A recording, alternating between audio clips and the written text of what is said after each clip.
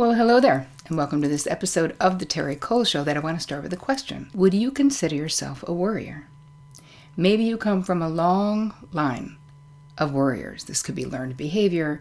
Do you think of all the wrong things that could happen and hope they don't a lot of the time? If so, this video is for you, my friend. In this video, I'm going to break down what it really means to be a worrier, and I'm going to give you steps that you can take and put into your life right now where you will worry less and actually live in this present moment more. So before we get started, if you happen to be new to my YouTube channel, welcome. I'm Terri. I'm really happy that you're here. Please introduce yourself in the comments because we're a very active and friendly bunch over here.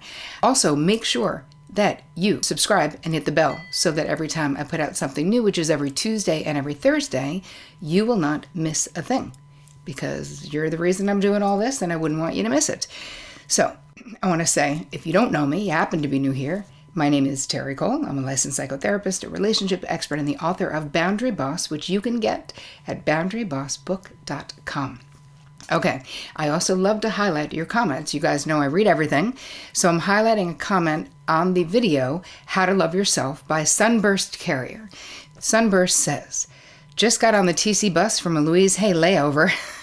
Your energy, knowledge, and insight has been a lifeline during this time. The number of people you help by doing this is most likely infinite, and if karma is on duty, I hope you are buried in abundance for the kindness and help you give to others through your work. Thank you, Terri, for these lessons of the heart. Wow, that is so nice. I think I kind of want to cry a little bit. Thank you, Sunburst. You really warmed my heart. All right, let's move it on into today's content. So what does it mean to be a worrier? It means that we are catastrophically projecting into the future about things that haven't happened yet that we really don't want to happen. So why does it matter, right? Why does it matter if you're a worrier? Because it's really bad for you. It's bad for your health. It's bad for your emotions. It creates tons of anxiety. You're in a fight, flight, freeze response when you're worrying so much of the time. It's negative and it's scary. And here's the thing. It doesn't actually change anything, right? That's the whole thing, that if it did change something, I would worry all the time. But there's almost like an unconscious illusion that worrying will change something. That if we are diligent enough in how much we think about others and the bad things that could happen to them that we're praying don't, that it's actually going to do something. And that is an illusion, because what it's doing is actually negative for you. And here's the thing. Even if you come from a super long line of worriers, maybe all the people in your family worry incessantly, it's not a biological thing, right? It's not genetic. There is no worry gene, right? This is learned behavior so much of the time. And listen, there are things that have happened in our lives in the past 3 years that turned people who weren't worriers into worriers, because the unknown can provoke that fear. And we're really just coming out on the other side of that. So listen, there's no judgment about the worrying, but it's something that really, if you get it under control, and I know that you can, because I've helped zillions of people do it in my career, the quality of your life will be so much more peaceful, will be so much better. And I think that worry disproportionately impacts people who are codependent. Because we have such, and I say we, even though I'm in recovery from high-functioning codependency, it's still my nature to think about others. And what happens when you're codependent is that you're overly invested in the feeling states, the situations, the decisions, the outcomes of the people in your life to the detriment of your own internal peace. And what we're really wanting to do in all worry situations is we want to control. So when you look at codependency, it is a covert or an overt bid to control the outcomes of other people. Got that? Covert or overt desire to control. We want to stop the friend from marrying the bad person. We don't want our partner to get in trouble for not going into work because they're hungover, so we lie for them. We are trying to control outcomes so much of the time that are not our outcomes to control. And listen, I'm not being unrealistic. Of course, it's normal to be concerned about people we love. But worrying is not concern necessarily based on data. Worrying is a pattern of thought. It's a pattern of behavior. And so much of the time, it is learned.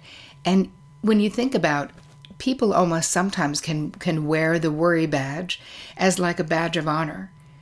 Like, I'm just a worrier. But when we really break it down and say what we're doing, catastrophically projecting into the future, things that haven't even happened yet, and so much of the time, those things are not going to happen, and they're not happening because you're worrying. Trust me.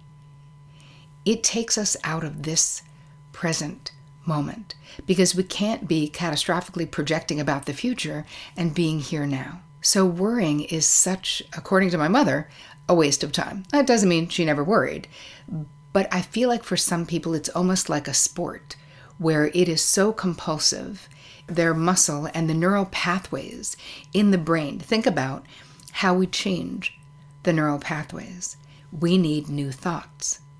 We need to not sort of slip into those ingrained grooves in our brain. It's almost like this mindless way of being where, especially if you worry a lot, you're so used to being worried about something that it's almost uncomfortable to not be, right? So this worrying, obsessive or excessive worrying, is a form of anxiety, and it costs a host of stress-related physical and psychological issues. It's not free, right? But there are some things that you can do, we're going to talk about it, to change this, but you have to want to change. You have to really relate to the action of worrying as something that is a problem for you. Because another thing that if we're big worriers, we also can burden the people in our lives. And there's nothing wrong with saying, okay, just text me when you get home, right? I feel like if you're a mother, if you're a friend, it's like normal. Like lots of people, we want to know that you made it home. That's not excessive. But there is excessive. Let me know when you land. Let me know when you get to the hotel. Let me know when this. I need the address. I want to know where you're staying. Again, all of these actions trying to ensure that nothing bad happens. But it's sort of a way of binding our anxiety. But then we could look at it like, what comes first, the chicken or the egg? Was the anxiety there that created the worry? Or did the worrying, the tendency to worry, the pattern, the habit of worrying, did that create the anxiety? So I feel like it's different for all people, but if you are a worrier, I want you to try this tip. You can allot yourself 5 minutes a day to worry, right? If you find catastrophic thoughts sort of creeping in throughout the day, you're like, nope, my worry time is from 4 to 4:05, and that is when I'm going to think about all of these things. Try not to allow yourself to negatively fantasize, catastrophically fantasize outside of that 5-minute time frame, or maybe 10 minutes you might need, right? Especially if you worry a lot. Focus on what's happening right now. So when you find your mind drifting to fearful projections of the future, you're going to bring yourself back to this present moment and say, no, I'm going to think about that from 4 to 4:05. And see if containing, right, there's something that can be very soothing to the fear mind. If it knows we're going to think about those things, right? We're just not thinking about them now. So why don't you see if this doesn't alleviate some of the burden of the amount that you have been worrying in the past? Another thing that my mother taught me this many, many years ago, and I find this still to be helpful in my life. So it's basically taking your worry down the what if highway. So if I would go to my mom and say, if I was in, 7th grade and I was like, she's like, so what's happening with that boy that you like, and I'll be like, nothing, I'm not saying anything, what? And she's like, why? And I'm like, because what if he doesn't like me? And she's like, yeah, then what would happen? Well, then I would feel terrible and I would feel rejected and I would feel humiliated and embarrassed. She's like, yeah? And then what would happen? Well, that would not feel good, right? And then what would happen? I would probably call my friends and see if they could get together so that I could feel better. She's like, yeah? And then what would happen? Like, you get the point. When I got to the end of the what if highway, I realized that so many things that I felt like were life or death, especially in my young life, they really weren't. And even if I was in my adult life, even if I am talking about things that I can't control, what I get to at the end of the what if highway is that I will manage them the best that I can because I've survived every trauma and every horrendous thing that's happened in my life thus far, right? And so have you. You have survived 100% of the crappy experiences in your life, and even unthinkable things, even things I never thought of, like the loss of one of my young nieces passed at 18. Just the most horrible, devastating, just awful. And yet, we survived as a family. We honor her memory. We still cry about it, right? It's still so sad. But we're still here. And so part of this process is going down the what if highway can help you get to the point that says, I will be okay. I will survive. And the thing is, when we worry about things, keep in mind it's very similar to visualizations. When we talk about visualizing like in a positive way, that is something that you're feeling the joy if you're visualizing getting something that you want. Your body can't tell the difference. Your mind doesn't know if you're really getting it or if you're just thinking that you're getting it. It's the same thing with worrying, though. So the same worry, the same cortisol, the same adrenaline, all of those chemicals are still being released in your body when you worry about something that never happens. And I would always say to my clients, listen, why don't we cross that bridge if and when we get there, right? Because the thing is, so many of the things that my therapy clients would worry about are things that would never happen.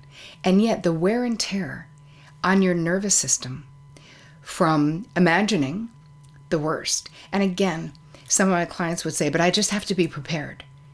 I just have to know that if that happens, that I'm going to be okay. I'm like, listen, there are things in life, speaking of the death of my niece, you're never going to be prepared for. There is no preparing for those things.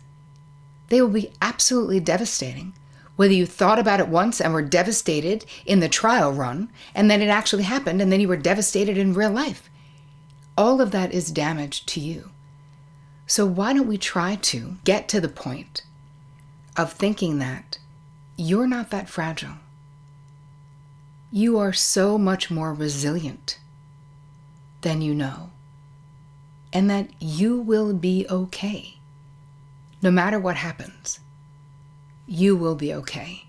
And for me, it's comforting. And I try to look back, and this is something that could be helpful too, and think of, now I'm not reliving horrible things, but I think of the times in my life that proved to me how incredibly resilient I am as a human being. That like, no matter what happens, it won't take me down for good, right? A devastating loss, sure, that's going to take you down for a bit. But it won't take you down for good unless it's your time to transition, right? So think about worry as an activity that you can actually choose to do less, even if it feels compulsive right now. And it might be, but remember, it's habituated behavior. So we have to want to change it. I also love the idea of writing. Like when you do morning pages that Julia Cameron talks about in The Artist's Way, it's a mind dump. And I find this to be very helpful, especially if I have a lot on my mind and I'm tending towards worrying, like projecting into the future in a negative way. Then I start doing my morning pages again, which is basically just writing 3 pages, freestyle. I think you got to do it physically, like get a notebook, do it in your journal, and just write 3 pages. And don't worry, You're never editing it. You don't need to show anybody it. It's for you. It's basically clearing out the negative cobwebs of your mind.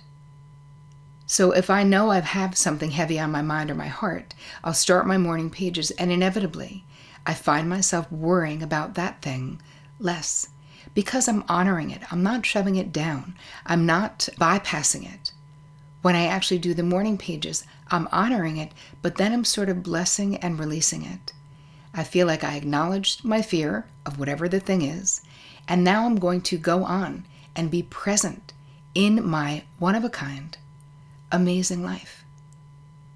And that's what I want for you guys as well. Now, I put all of this for you in the guide. So just go to terricole.com/guide. And I wonder for you, what are the things that you worry about the most? And I really want to know if you're willing to try any of these suggestions to see if you can't lessen the deepness of those worry neural pathways in your brain and create new neural pathways. I really want to know what your experience is. So please, you know where I hang out? Tell me on Instagram, drop it underneath the video on the blog itself. I'm interested in how this landed for you. So thank you for being with me today. I so appreciate your time. And as always, take care of you.